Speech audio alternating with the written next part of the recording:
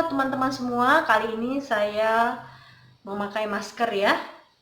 Karena kita tahu semua pada saat ini kita sedang mengalami guncangan ya.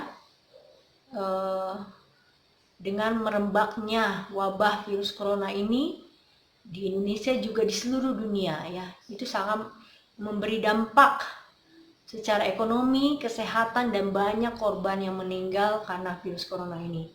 Kembali saya datang ke sini untuk membahas tentang virus corona bagi ibu-ibu menyusui. Mudah-mudahan ini sangat bermanfaat bagi kamu semua, bagi yang statusnya ODP, PDP, yang suspek bahkan positif, bagaimana cara menyusui bayinya. Oke, stay tune ya.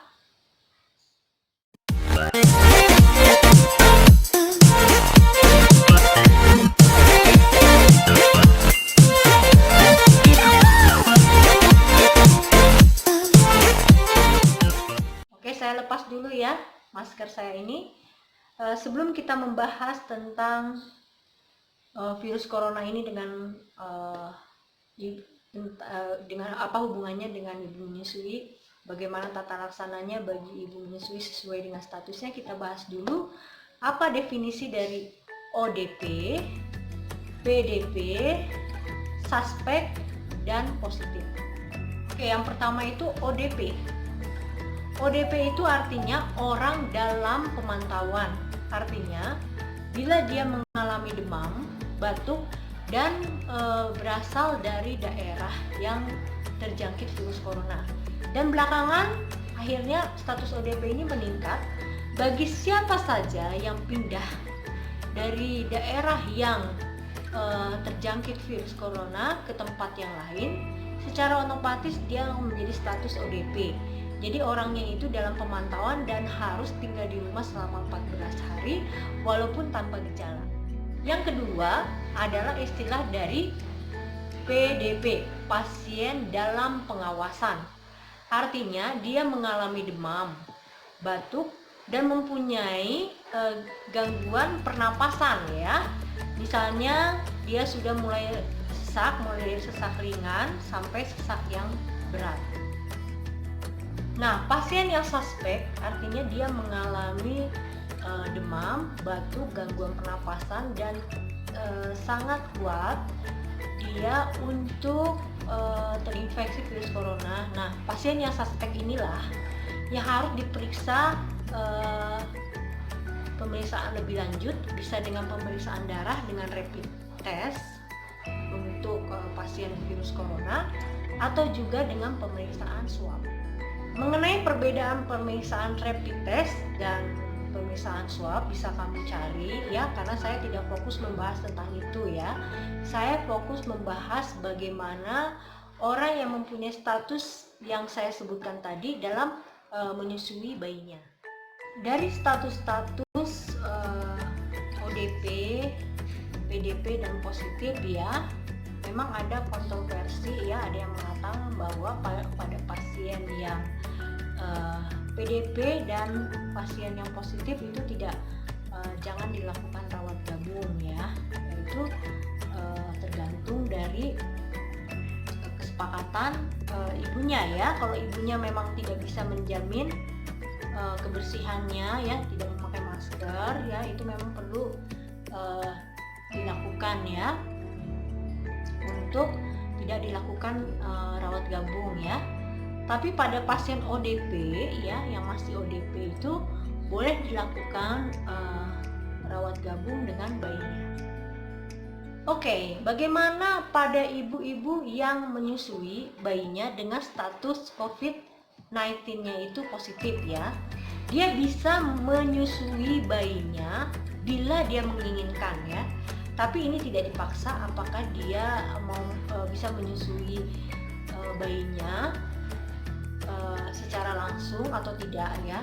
Kalau misalnya ibunya ingin menyusuinya dengan secara langsung, ada cara-cara tertentu ya. Tapi bila tidak menyusuinya juga, ada cara lain agar bayinya itu tetap mendapatkan ASI. Memang ada perbedaan pendapat ya bagi beberapa kalangan ya, bahwa Katanya kalau ibu dengan COVID-19 ya menyusui bayinya ya, sebaiknya jangan menyusui langsung, jangan dilakukan rawat gabung ya, karena akan menularkan bayinya. Tapi ada juga bagi ibu yang COVID-19-nya positif bisa menyusui bayinya dengan syarat-syarat tertentu. Nah, saya akan membahas bagaimana ibu yang COVID-19-nya positif ya bisa menyusui bayinya ya. Syarat yang pertama adalah, jadi ibu dengan COVID-19 bisa menyusui bayinya dengan cara dia memakai masker ya, memakai masker. Maskernya itu masker medis ya, bukan masker kain ya, supaya tidak ada droplet menularkan ke bayinya itu. Yang kedua adalah mencuci tangan sebelum dan sesudah memegang bayinya ya. Jadi mencuci tangannya dengan cara standar WHO ya, ada 6 langkah ya. Bisa kamu cari di website atau di internet bagaimana cara mencuci tangan menurut standar WHO. Cara yang ketiga adalah sering membersihkan atau juga mendisinfeksi ya permukaan-permukaan yang sering disentuh oleh ibu dan bayinya ya. Nah, bila hal ini dilakukan, ketiga cara ini, bolehlah ibu yang COVID-19 bisa menyusui langsung pada bayinya. Bila ketiga cara ini tidak bisa dilakukan karena ini memang perlu kedisiplinan ibunya untuk memakai masker, juga membersihkan alat-alat di sekitar dia, dan juga mencuci tangan, memang agak sulit dilakukan kalau tidak disiplin. Nah, kalau masih ragu, memang tidak bisa melakukan hal itu, sebaiknya tidak dilakukan penyusuan langsung pada bayinya ya. Nah, bagaimana cara bagi ibu-ibu yang COVID-19 yang tidak melakukan rawat gabung? Nah, bagi yang ibu yang COVID-19 tapi tidak melakukan rawat gabung ya pada bayinya ya, yang pertama bisa dilakukan dengan cara memerah ASI-nya. Nah, pada saat pemerahan ini sebaiknya lakukan pembersihan pada alat perahnya ya. Alat perahnya didisinfeksikan ya supaya steril ya, dengan alat-alat steril ya. Baru diperah ASI perahnya, lalu diberikan pada bayinya. Nah, pemberian ASI perahnya itu bisa dilakukan oleh orang lain. Nah, pemberian ASI perahnya itu jangan diberikan dengan media dot, tapi carilah media pengganti dot yang pernah saya sajikan sebelumnya, seperti misalnya cangkir, spet, ya, pipet, sendok, ya, dan sebagainya, pernah saya bahas sebelumnya. Nah, makanya orang yang memberikan ASI perah itu harus dilatih dulu bagaimana cara menggunakan media bukan dot. Nah, cara kedua adalah relaktasi ya, artinya ya, misalnya ibu yang COVID-19 ya, yang pada awalnya tidak dilakukan rawat gabung, kemudian